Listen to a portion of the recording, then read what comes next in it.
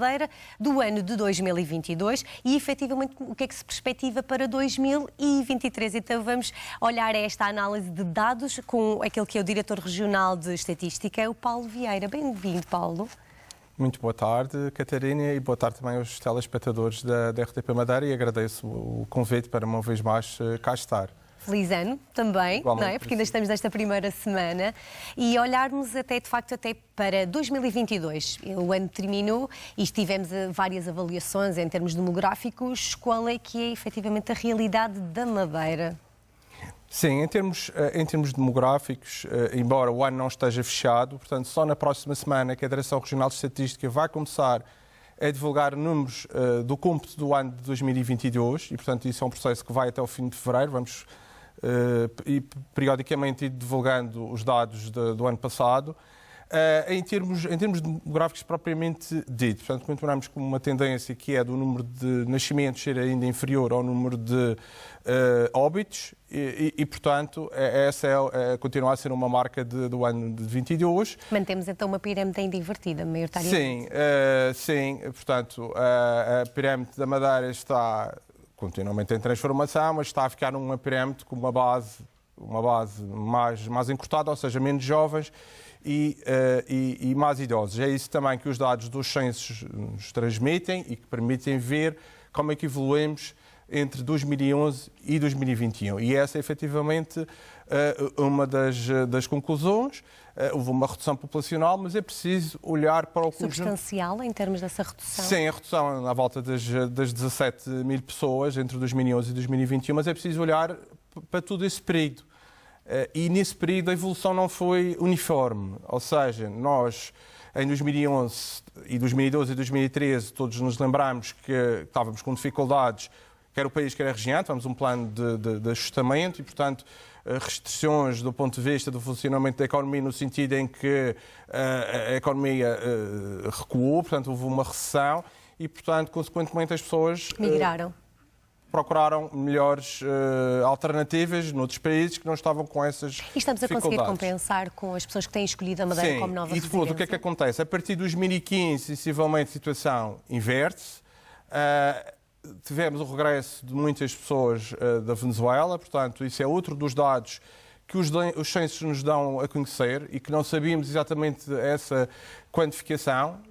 Portanto, nós temos cerca de 21 mil pessoas aqui na Madeira que já residem na Venezuela em alguma altura da sua vida e dessas 21 mil, cerca de 8.800 regressaram desde 2010.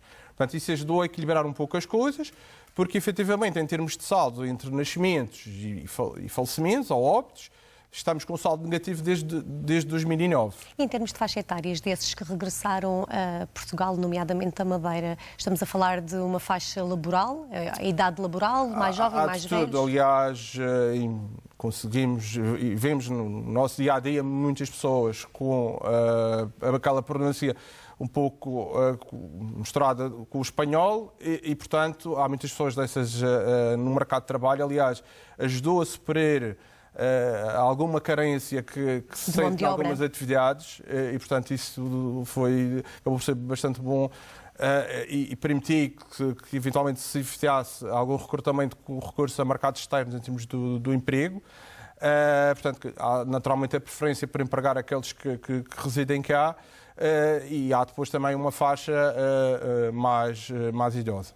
E, Paulo, para além da Venezuela, que outro país que eventualmente não tenha ligação direta com a Madeira, neste caso não madeirenses, sejam estrangeiros que estejam a escolher a Madeira como a sua nova habitação, o seu novo espaço, a sua nova casa, sim.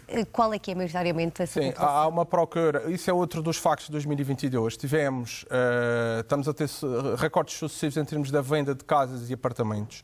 Inclusivamente, o último dado que divulgámos do terceiro trimestre até surpreendeu o próprio Instituto Nacional de Estatística, que nos contactou para perceber o que é que se passava, dado que a variação era tão pronunciada, o crescimento era tão grande face a 2021 e já distante do nacional. Estamos a falar Qual é essa diferença? A diferença é bastante grande. Eu acho que a nível nacional houve já um recuo, portanto há uma retração já no mercado imobiliário, enquanto que aqui na Madeira tivemos um crescimento em termos de valor de venda dos apartamentos no terceiro trimestre e das casas de cerca de 60%. Foi um crescimento mesmo muito elevado.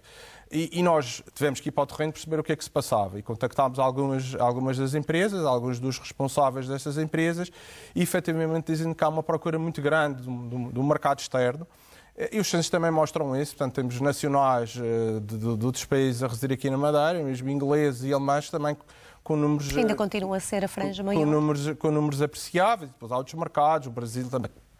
Também temos algumas pessoas do Brasil e de outros países e, portanto, a Madeira neste momento está também a atrair muito esses mercados e a parte da habitação está a ser muito dinamizada, o que é favorecido também pelo crescimento do turismo. O ano 2022 também é marcado.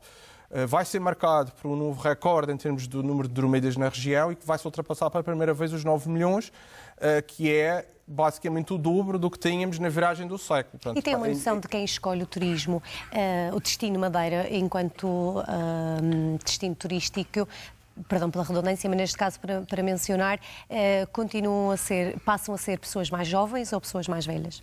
Eu acho que também tem havido uma transformação a esse nível. Embora não tenhamos dados dos últimos anos relativamente a isso, o último que existe é de 2015 e 2016, portanto, os inquéritos que nós fazíamos no aeroporto e também no Porto de Cruzeiros do Funchal, nota-se uma transformação também a esse nível e cada vez pessoas mais jovens, muito turismo ativo portanto, essa é também uma realidade, com os mercados tradicionais continuarem a pesar mais, nomeadamente o inglês, o britânico e o alemão e o francês. O mercado nacional também tem robustecido bastante. E depois há mercados que emergiram, como o mercado polaco, que também se tem destacado muito nos últimos anos. O Brexit não veio fazer diferença?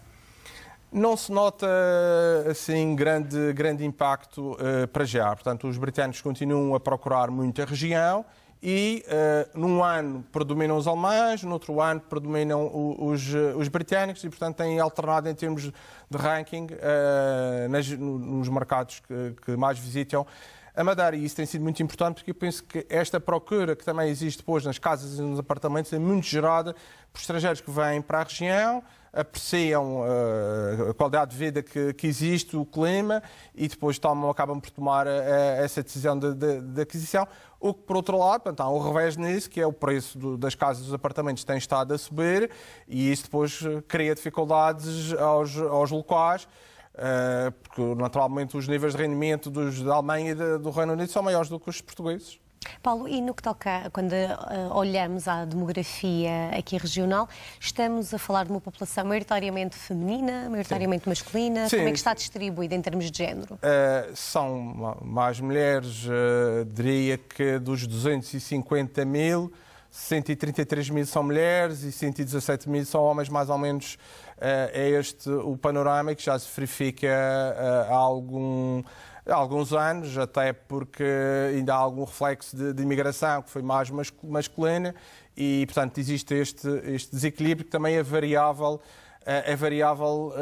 nas diferentes freguesias. Por exemplo, recordo no Cancial é o inverso, há mais homens do que mulheres, é uma das exceções, mas na maior parte das freguesias é exatamente ao contrário. Depois também a esperança média de vida das mulheres é maior, como também todos sabemos, os homens adoptam mais comportamentos de risco e, portanto, depois saem penalizados e, portanto, há mais mulheres do que homens. Na distribuição em termos de concelhos, 11 concelhos na Madeira, com diferentes freguesias e orografias também muito particulares de cada uma delas, como é que está distribuída a população? Maioritariamente concentrada em zonas urbanas? Sim, podemos dizer que a grande maioria da população está concentrada aqui nesta faixa entre a Ribeira Brava e Machico. Particularmente Funchal e Santa Cruz são os concelhos, são os municípios com mais população. Depois segue-se Câmara de Lobos, depois Machico e Ribeira Brava. Os concelhos a norte, particularmente Santana e São Vicente, tiveram quedas populacionais relativamente acentuadas, na casa dos 15%, e, portanto, há diferenças assinaláveis, portanto, na Costa Sul e a Costa Norte temos a população efetivamente muito concentrada nesta faixa, que quase parece uma espécie de área metropolitana aqui do Funchal, porque as distâncias depois acabam por ser muito curtas entre estes municípios e há também população que reside no Funchal, que agora reside, como se sabe, em Santa Cruz, em Câmara de Lobos e mesmo em Machico e na Ribeira Brava também. Há uma diferença entre concelhos, nomeadamente à faixa etária? Há uma predominância de pessoas mais velhas em zonas rurais, sim. ou vice-versa? Isso é evidente. Isso é evidente quando se olha para os índices de envelhecimento e observa-se que Santana, São Vicente e o Porto Menês têm esse desequilíbrio entre a população jovem e a população idosa muito mais acentuada do que o Funchal, Santa Cruz ou Câmara de Lobos. Portanto, isso é também outro fator evidente. Mas temos que perceber este contexto da região, o contexto maior do país, e o que se verifica no país é exatamente a mesma coisa. Portanto, o país apresenta uma forma de um L, como se diz, que é o litoral. Portanto, a população cada vez mais concentrada nessa faixa, e estamos aqui a falar do continente, naturalmente, e também um envelhecimento muito grande nas zonas do interior. E, portanto, isto são fenómenos que não são exclusivos, nem da região, Claro. nem do país, e, portanto, também acontecem noutras paragens. E em termos de núcleos familiares, estamos a verificar qual é que é, efetivamente, o panorama? São núcleos monoparentais, são núcleos de polifamílias, são núcleos de mais filhos, de menos filhos? Sim, portanto, observa-se também uma transformação a esse nível. E, aliás, é muito interessante olhar para os dados dos censos anteriores e ver como a Madeira está a evoluir também desse ponto de vista social. E o que se nota é o aumento, por exemplo, de divorciados, o aumento de pessoas em uniões de facto e um aumento das situações que chamamos menos convencionais. Ou seja, muitos casais reconstituídos, ou seja, casais que têm filhos, relacionamentos anteriores, e depois observa-se situações que podem levar a maior preocupação, que é o número de idosos que vivem sozinhos, que são cerca de 10.300 aqui na Madeira, que já é um número relativamente grande. Mas sim, em termos de estrutura familiar, nota-se essa transformação de situações menos convencionais, quer de situações de monoparentalidade, estas situações dos chamados casais reconstituídos, que é com filhos dos casamentos, e, portanto, há uma grande transformação na Madeira também a este nível, mas que é simplesmente a dinâmica natural que se vive, particularmente no mundo ocidental, e que, portanto... É que a Madeira também vai acompanhando naturalmente. Sim, a questão das mulheres terem filhos cada vez mais tarde, terem menos filhos, e que isso, portanto, não há só... Pronto, há um lado de preocupação naturalmente que temos com isto, com a redução populacional, mas também é um sinal de modernidade, digamos assim, das mulheres estarem plenamente no mercado de trabalho, de quererem avançar nos seus estudos até os níveis de mestrado. E de uma realidade também global. Etc. E as pessoas terem outras opções de vida que não seja exatamente o de casais com filhos. Paulo, muito obrigada por esta explanação também detalhada da demografia. Votos de um ano muito feliz para si. Muito obrigada. Muito obrigado.